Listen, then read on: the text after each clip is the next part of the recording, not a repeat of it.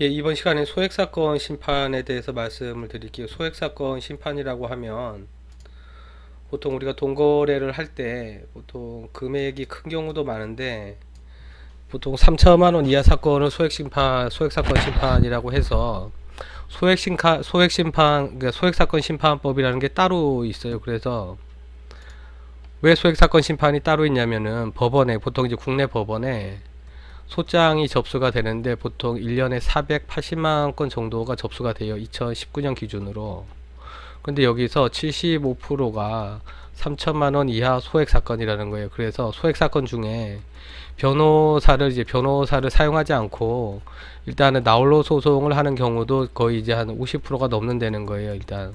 근데 이게 지금 뭐가 문제냐면은 소송 금액이 3천만 원 이하라 그러면 두 가지 경우에, 하나는 나홀로 소송을 해야 되는 경우는 이 사람이 지금 사실상 재판을 받아도 해가지고 판결을 받았는데 이 사람이 무자력인 경우가 있어요. 무자력인 경우에는 사실상 판결문이라는 게 휴지 조각이 되니까 이게 지금 집행을 하더라도 집행할 이제 자산이 없으니까 이런 경우에는 일단은 소송을 하더라도 그냥 나홀로 소송을 해서 일단 판결을 받아 놓고 판결을 받은 이후에는 10년 동안 유효하니까 이 사람에 대해 가지고 나중에 재산명시 신청이라는 걸 해서 그 몇 년이 지나고 나서도 재산명시 신청을 하게 되면 재산이라든가 소득이라든가 아니면은 채무집행을 면탈할 목적으로 지금 처분한 재산이 있다든가 이런 부분을 법원에다가 다 명시를 하게 돼 있기 때문에 이런 부분에서 확인을 할 수 있고, 만약에 재산이 확인이 된다 그러면 집행할 수가 있으니까 이런 부분에 대해서는 나홀로 소송이 맞아요. 그런데 두 번째는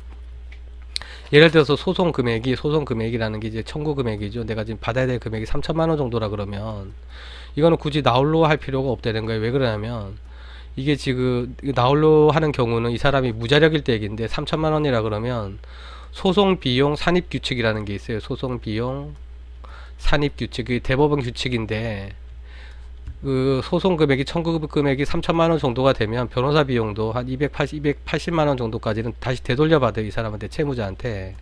그러니까 굳이 받아가지고 이거 나홀로 소송해가지고 판결 받아가지고 집행을 하느니 이 사람이 재산이 있다는 게 확인이 될 것 같으면 차라리 변호사 비용까지 다 받을 수 있으니까 그냥 차라리 대리를 하는 게 나을 수도 있다는 거예요, 지금. 그래서 지금 얘기는 3천만 원 기준 해가지고 대략 한 1천만 원 전후라 그러면은 나홀로 소송을 하는 게 맞고, 3천만 원 정도가 거의 꽉 찼다 그러면 이거는 변호사한테 차라리 맡겨서 이 사람이 자력이 있다는 것만 확인이 되면 차라리 변호사한테 맡기고 이 부분에 대해서 변호사 비용까지 받는 게 더 편할 수 있다는 거예요. 이것도 지금 나홀로 소송이라 그래도 몇 번 지금 법원에 출석을 해야 되니까 이제 그런 부분을 3천만 원 기준 해가지고 그런 부분을 이제 기준으로 삼으면 될 것 같아요. 그래서 소액사건 심판법이라는 게 따로 있고, 소액사건 심판법 같은 경우에는 소액사건 심판을 왜 이제 예외를 뒀냐면, 소액사건 심판법인데 왜 예외를 뒀냐면은 이게 지금 접수하는 민원실에 접수하는 과도 달라요.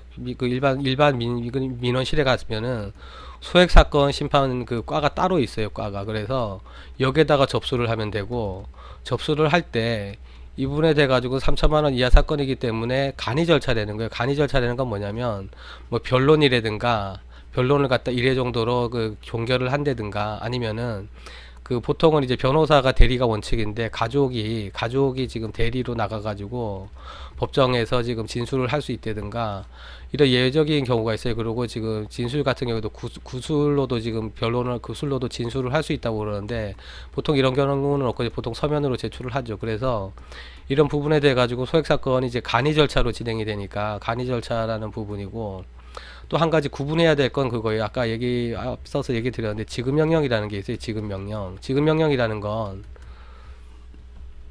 A가 B에게 받을 돈이 있는데 3천만 원 받을 돈이 있는데, 아니 예를 들어 가지고 전세보증금이 1억인데 이렇게 두 가지 경우에 이거는 차용증이 있고, 이런 경우에는 전세 계약서가 있고 해지한다는 의사표시를 정확하게 했다 그러면 이건 해지가 됐으니까 보증금을 반환을 해야 돼요. 반환을 해야 되는데 이런 부분에 대해서는 다툼의 여지가 없다는 거예요. 다툼의 여지가. 그래서 지급명령을 신청하게 되면은 인지 송달료나 이제 그런 부분 이제 비용이 적게 들고 바로 이행 권고 결정이라는 걸 법원에서 하기 때문에 이행 공고 결정에 따라 가지고 이 사람이 별다르게 이제 뭐 집주인이라든가 채무자가 별다른 이의를 제기하지 않는다 그러면 판결로 바로 확정이 돼요. 그래서 이거는 지금 증거가 확실하고 다툼의 여지가 없을 때는 지급 명령을 하는 거고, 3천만 원 이하 사건인데 3천만 원 이하 사건인데 손해배상 금액이라든가 아니면 대여금이라든가, 대여금인데 이제 차용증이 명확한 증거가 없는 경우라든가 다툼이 있는 부분, 그럴 때는 이제 대여금이라든가 이렇게 두 가지인데 보통 대여금을 얘기해 가지고 예를 들어서 얘기를 해 보겠습니다. 내가 A가 B에게 3천만 원을 대여를 해줬어요. 빌려줬는데 이제 B가 갚지 않는 거죠. B가 갚지 않아서, 정확하게 얘기하면 돈을 빌려줄 때는 차용증이라든가 현금 보관증이라든가 명목 상관없이, 명목에는 상관이 없어요. 명목은 상관없이, 제목 상관없이 여기서 채무자가 누군지, 돈 빌린 사람, 빌린 사람, 아니면 채권자가 누군지, 채권자 이제 돈 빌려준 사람, 빌려준 사람, 그리고 지금 금액은 얼마인지, 금액이 만약 3천만 원, 금액은 얼마인지, 그리고 언제 갚기로 했는지, 변제 기일은 언제인지, 이자는 월 몇 프로로 했는지, 뭐 예를 들어 2%로 했다 그러면 연 24%가 되는 거고, 이거는 이자 제한법에서 이제 이자 제한법이 자꾸 낮아지니까 이자가 낮아지면서 이걸 확인을 해야 되고, 그래서 이런 부분에 대해 가지고 지금 계약서라든가 차용증이라든가 현금 보관증에 이런 내용이 적시가 돼 있다 그러면, 명시적으로 적시가 돼 있다 그러면 이거는 그냥 지금 아까 얘기한 대로 지급 명령을 신청해 가지고 다툼의 여지가 없으니까 받으면 되는데, 예를 들어 가지고 그냥 친한 사이에서 지인이니까 그냥 3천만 원을 대여를 했는데 여기서 언제까지 갚아라 구두로만 약속이 됐고 증거가 없어요. 증거가 없으면 차후에는 아까 그 앞서서 말씀드린 부분인데 녹취를 한다든가 아니면 내용 증명을 발송을 해가지고 답변을 듣든가 아니면 문자를 발송해가지고 여기에 대해 가지고 답변 승낙을 이제 채무에 대한 승인을 받든가 그렇게 하게 되면 증거가 되는 거고, 이 증거를 갖다가 적어도 입증을 해야 된다는 거예요. 그래서 소액 사건에서 다툴 부분은 이 사람이 금액이 지금 3천만 원이 맞는 건지 여부하고, 이 사람이 변제기가 도과했는지, 변제기가 지나서 이 사람이 지금 채무 불행에 빠져서 채무 불행에 빠진 건지, 그 빚을 못 갚고 있는 상황인 건지, 이런 부분이 확인이 되면은 여기서 적어도 언제까지 갚아라 이제 판결이 날 거고, 판결이 나게 되면 그 소장 접수 시점부터 5%의 그 이자가 따로 붙게 돼 있어요. 그러니까 이제 소송 촉진법 때문에. 그래서 이런 부분이 지금 여기서 다퉈야 되는 거니까 소액사건 심판이라는 게 명목에 상관없이 손해배상금이라든가 손해배상이라든가 아니면은 뭐 대여금이라든가 명목에 상관없이 양수금이라든가 명목에 상관없이 이 부분에 대해 가지고 3천만 원 이하라 그러면 소액사건으로 진행이 가능해요. 그래서 간이 절차로 진행이, 일반 소송 민사 소송보다는 간이 절차로 진행이 되니까 이런 부분에서 유리하다는 거죠. 돈 받는 입장에서는. 그래서 여기서도 동일하게 대한법률구조공단에 들어가서 법률정보 서식에 들어가면 이렇게 나오고, 대여금 청구라고 일단은 치면 대여금 청구에 대한 소가 나와요. 대여금 청구에 대한 소, 아니면 이렇게 대여금 청구의 소인데 종류는 여러 가지예요. 여러 가지인데 우리는 대여금이니까 약정이자를 월 2%로 해가지고 대여해 준 경우에 지금 소액사건 이제 작성하는 법을 볼 거예요. 그러니까 작성법이라고 하기도 이제 뭐 애매한 게 그냥 간단하게 돼 있어요. 간단한 게 뭐냐면, 일단은 지금 이거는 제출을 해야 되니까 이거는 그 삭제를 해야 되고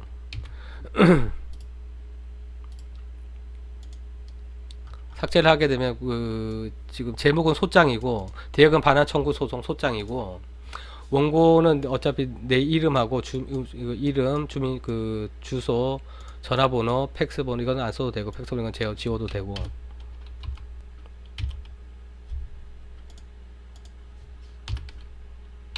그리고 피고에 대해 가지고 그 얘기가 이거예요. 피고에 대해 가지고 차용증이나 현금보관증이 정확하게 작성이 됐다 그러면 거기에 대한 채무자 내용을 보면 되는데, 혹시나 첫 번째가 A가 B한테다가 돈을 빌려주면서 지금 구두상으로만 약정이 됐어요. 그래서 이 사람 연락처밖에 모른다 그러면, 연락처밖에 모르면은 이 사람에 대해 가지고 소장을 접수하면서 이 부분은 비우는 거예요. 이 부분을 비우고 아는 부분까지만 쓰고, 이름을 안다 그러면 이름 쓰고, 휴대폰 전화번호 안다고 그러면 이제 두 가지만 써가지고 이 부분은 다 비운 다음에 여기에 대해 가지고 사실조회 신청을 하는 거예요. 사실조회 신청이라는 거는 LG하고 SK하고 KT가 있는데, 이 통신사에 대해 가지고 이 사람이 계약 당시에 이 사람 인적사항, 여기에 이제 작성을 못했던 인적사항을 법원에다가 제출을 하라는 명령이고, 사실조회 신청을 하게 되면은 이거 내 원고에 대한 건 다 쓰고 피고에 대한 부분은 비워놓은 부분을 사실조회 신청하면은 여기서 그 법원에다가 제출을 하게 돼요. 통신사에서 제출을 하면 이거를 이제 그 원고한테다가 그 등본으로 송달을 해주고 송달한 부분을 가지고 보정을 해서 다시 민원실에 제출을 하면 돼요. 소액사건 심판과에다가. 그래서 일단 그렇게 정리를 하면 되고,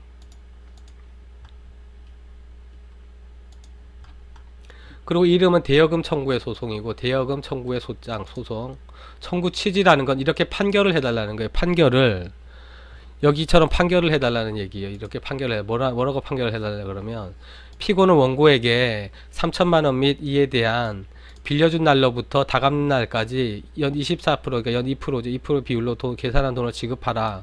그렇게 판결을 내려 주십시오고, 소송 비용은 피고가 부담한다. 소송 비용이란 건 아까 말씀드린 대로 소장에서 지금 예를 들어서 이게 지금 1,000만 원이라 그러면 기준을 나눠야 되는 게 1,000만 원 정도라 그러면 나홀로 소송이 맞아요. 나홀로 소송으로 해야 되고, 이게 거의 3천만 원 가까이 된다 그러면 차라리 변호사를 쓰는 게 나은 게, 이 사람이 자력이 있고 그 사람 재산도 있고 갚을 능력도 있는데 안 갚는 상태라 그러면 어차피 270만 원까지는 변호사 비용을 이 사람 채무자한테 다시 받을 수 있어요. 그러니까 이 사람이 자력이 없을 때는 변호사 쓸 필요가 없는데, 이 사람이 자력이 있다는 게 확인이 되면은 차라리 270만 원을 환급을 이 사람한테 받을 수 있기 때문에 그냥 변호사를 선임해 가지고 진행하는 게 더 편해요. 이게 왜 그러냐면은 이제 변론기일에도 출석을 해야 되고 그러기 때문에, 그래서 이런 부분에 대해 가지고 그렇게 정리를 하면 되고, 그리고 지금 소송 비용은 피고가 부담한다. 그래서 내가 하든 어차피 이 사람이 자력이 없다 그러면 나홀로 소송을 하는 게 맞고, 이 사람이 돈도 있고 재산도 있는데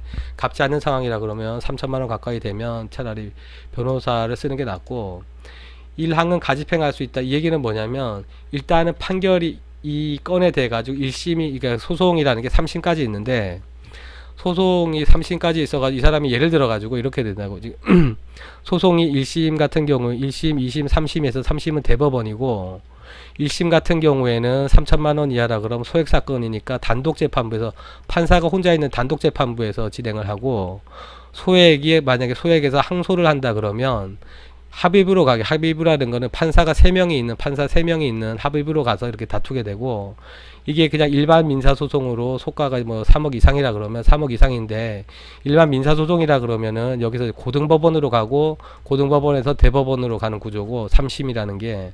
그리고 소액사건 같은 경우에는 단독에서 합의부 3명 이제 판사가 있는 합의부 사건으로 갔다가 여기서 상고를 하게 되면은 대법원으로 가게 돼. 그러니까 우리가 1심에서 2심으로 가는 절차를 항소라 그러고, 2심에서 3심으로 가는 절차를 상고라고 그래요. 상고라고. 그래서 보통 헷갈리는 게 항고라는 게 있는데, 항고는 뭐냐면 우리가 흔히 얘기하는, 지금 법원이 의사 표시를 하는 경우는 두 가지가 있어요. 하나는 판결을 하는 경우가 있고, 하나는 결정을 하는 경우가 있어요. 그러니까 판결에 대해 가지고는 상소를 하는 거고, 상소에는 항소하고, 이 고등법원으로 가는 항소하고 상고가 있고, 결정에 대해 가지고 이의 신청할 때는 항고를 하는 거예요. 그래서 이제 이렇게 나눠지는 거지. 일단 우리가 상소라 그러면은 여기 항소하고 상고가 있고, 고등법원 가는 항소, 그리고 대법원 가는 상고가 있고, 결정에 대한 이의 신청은 항고 절차로 진행을 한다. 이렇게 보시면 돼요. 그래서 상소, 항소, 상고, 항고 이렇게 다 뭐 헷갈리게 이렇게 돼 있어요. 그래서 지금 이렇게 정리를 하고, 그래서 이 가집행이라는 걸 이제 설명을 하려고 얘기한 건데, 1심에서 판결이 나게 되면은 보통은 이제 집행을 할 수 있어요. 집행을 할 수 있는데, 집행이라는 게 이제 보통 우리가 얘기하는 경매를 얘기하는 거죠. 경매를 얘기하는데, 판결이 났는데 이 사람이 그러니까 돈 빌린 사람이 피고가 항소를 하게 되면은, 항소에서 어떤 절차를 보통 구하냐면 집행을 정지해달라고 요청을 해요. 집행 정지 신청을 하고, 그러고 나서 항소를 하는 경우가 있어요. 그래서 일단은 가집행할 수 있다는 거는 1심 판결만 나면 항소 여부하고 상관없이 바로 경매를 신청을 할 수 있고, 경매가 진행이 된다는 거예요. 그래서 가집행할 수 있다는 부분을 붙이는 거예요. 그래서 이런 판결을 원합니다. 그렇게 작성을 하는 거고, 청구 원인은 그거예요. 이렇게 판결을 내려주는데 원인은 뭔지를 쓰는 거예요. 그 원인이라는 건 당연히 이제 내가 3천만 원을 빌려줬고, 언제 빌려줬는데 언제까지 갚기로 했는데 월 2%로 해서, 그런데 그 피고는 변제기일이 지나도 이 대여금을 지급하지 않으므로 원고는 피고에 대하여 대여금 3천만원 및 이에 대한 변제기, 그러니까 갚는 날 다음 날인 언제부터 다 갚는 날까지, 그러니까 이런 거죠 지금.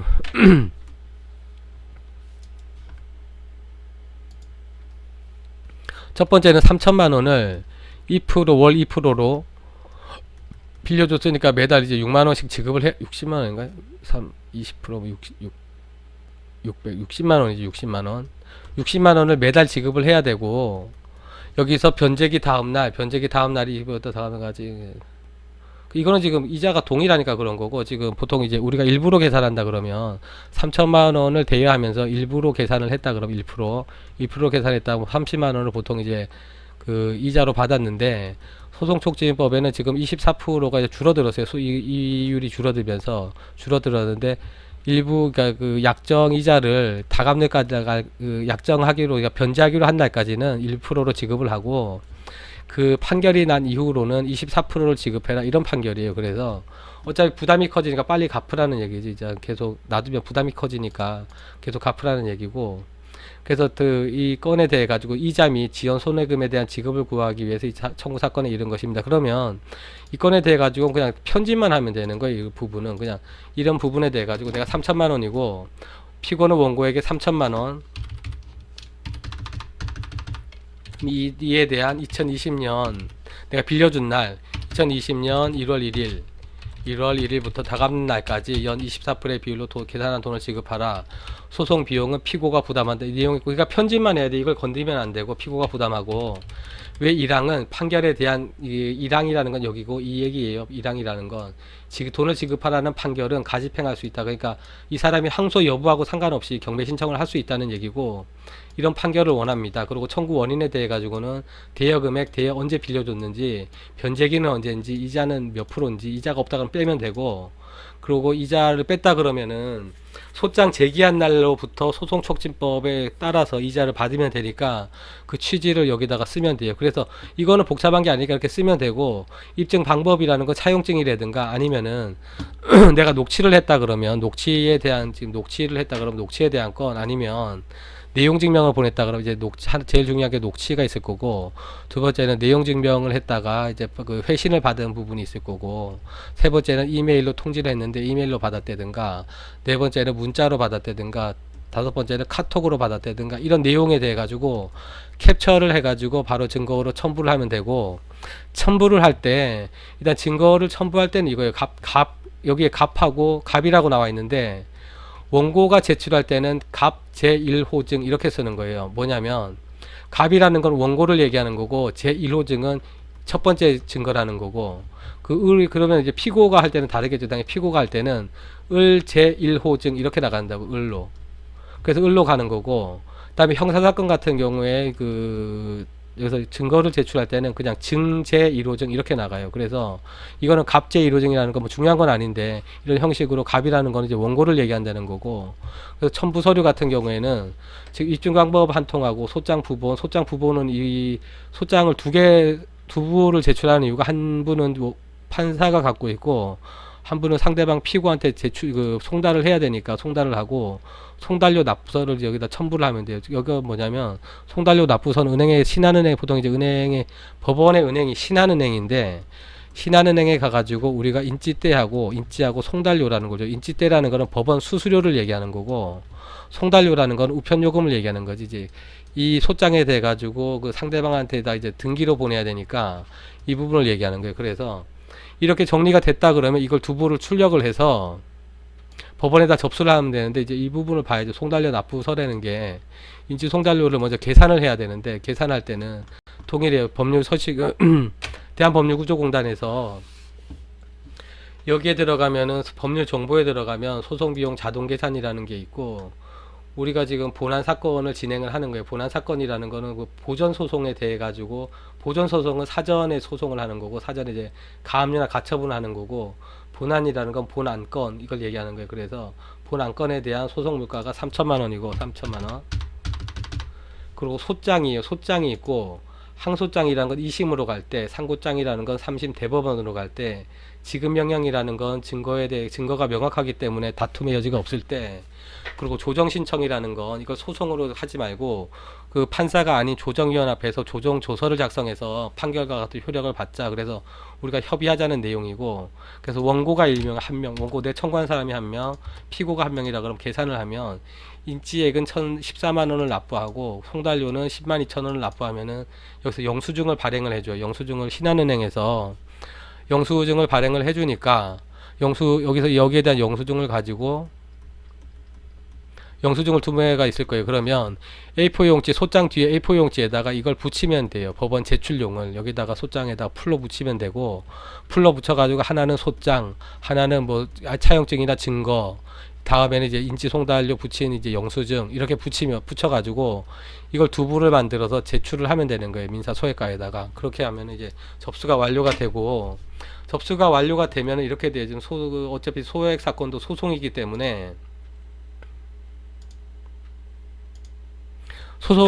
소액사건도 일단 일반 민사소송하고는 이제 구조는 동일한 거예요. 일반 소액사건이라 그래도 소액사건이 소장이 접수가 되는 법을 지금 얘기를 했고, 소장을 작성을 하고 인지송달료를 이제 납부를 해서 여기다가 이제 첨부를 하면 되고, 이걸 두 부를 가지고 민사 소액가에다가 접수를 하면 돼요. 접수를 하면 되고, 그럼 접수가 완료가 되면 이제 사건 번호가 부여가 될 거고, 이 사건 번호 갖고 있으시면 되고, 그리고 소액 사건은 이제 사건 번호가 나오면 그러니까 중앙지방법원 쳐가지고 일단 내 사건을 검색할 수가 있어요. 사건 검색이 가능하니까.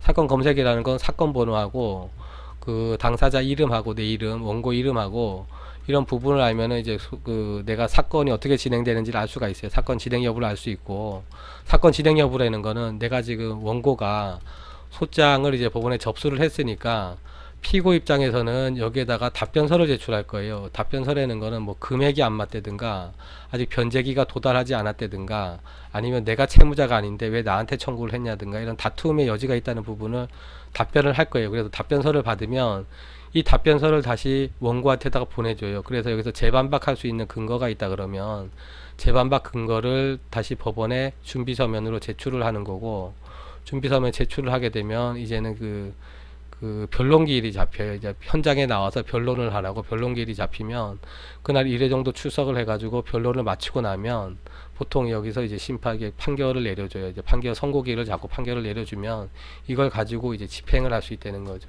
이렇게 절차가 진행이 되니까 지금 말로 하니까 크게 뭐 어려워 보일 수 있는데, 아까 말씀드린 대로 소장을 작성을 하고 그대로 여기 소액사건 심판이라는 게 일단 개념을 먼저 정리를 한다 그러면, 소액사건 심판이라는 거는 지금 구별해야 될 부분이 아까 지급명령이라는 게 있어요. 지급명령 같은 경우에는 우리가 지금 얘기하는 건 소액사건인데, 소액사건은 그냥 일반 민사소송이라고 보시면 되고, 그 중에서 3천만원 이하 사건에 대해서는 소액사건으로 가는데, 대여금이 됐든 여기서 지금 뭐 손해배상 금액이 됐든 그런 부분에 대해 가지고는 3천만원에 대해서는 그 소액사건으로 청구할 수 있어요. 민사 소액사건에. 그래서 소액사건하고 구분해야 될 개념이 지급명령이라는 건데, 지급명령 같은 경우에는 증거가 확실해 가지고 다툼의 여지가 없다는 거예요. 다툼의 여지가 없다 그러면은 지급명령으로 하고, 지급명령 같은 경우에는 인지송달료가 한 2분의 1 정도밖에 안 돼요. 일단 이것도 간이 절차이기 때문에. 근데 지급명령 같은 경우에는 예를 들어서 1억을 대여를 했다 그러면 1억의 대여금에 대한 차용증이 있고 여기에 대해서 다툴 부분이 전혀 없다 그러면 1억에 대해서도 지금 지급명령 신청을 할 수 있어요. 이거는. 근데 1억에 대해 가지고 소액사건 심판은 청구할 수가 없으니까, 이게 다툼이 있다 그러면 일반 민사소송으로 가야 되고, 민사소송으로 가게 되면은 일단 사실상 일반인이 그 처리하기는 어렵다는 거예요. 그래서 일단 소액사건에 대해 가지고는 이렇게 되니까, 지금 그 소장이 480만 건 정도가 민사사건이 접수가 되는데 그 중에 75% 정도가 거의 이제 소액사건이라는 거예요. 그래서 이런 부분만 잘 확인을 하면 나홀로 소송을 하는 데는 별 문제가 없고, 아까 얘기한 대로 소장을 접수를 하고, 그래서 답변서나 지금 준비서면을 이제 정리를 해서 여기서 변론기일이 열리면 출석을 해서 판결을 받으면 바로 이제 강제 집행이 가능하게 그렇게 하시면 되고, 소장을 제출하기 전에 예를 들어서 가압류나 가처분해야 될 부분이 있다 그러면 가압류 가처분을 신청을 해서 재산을 일단 보존을 해 놓고 이 재산을 이때 바로 이제 집행을 하면 된다는 거예요. 그래서 가집행이란 아까 의미가 지금 1심 판결이 나면 바로 경매 신청이 가능하게끔 그렇게 진행을 하면 됩니다. 그래서 일단 오늘은 소액사건 심판에 대한 개념하고 이런 부분이 왜 지금 지급명령하고 다르게 이렇게 진행이 되는지, 그리고 소장 작성은 아까 보셨듯이 굉장히 간단해요. 간단하고, 그 소장이 간단할 수밖에 없는 이유는 이거예요. 일단 대여금이라고, 이거는 대여금이니까 그런 거고, 만약에 손해배상이라든가 쟁점이 많은 부분, 이거보다 복잡할 수는 있는데, 내가 3천만 원을 빌려줬고 언제 갚기로 했는데 갚질 않았기 때문에 이런 판결을 내려달라. 피고는 돈을 지급하라. 소송 비용은 피고가 부담한다. 1항이죠. 1항.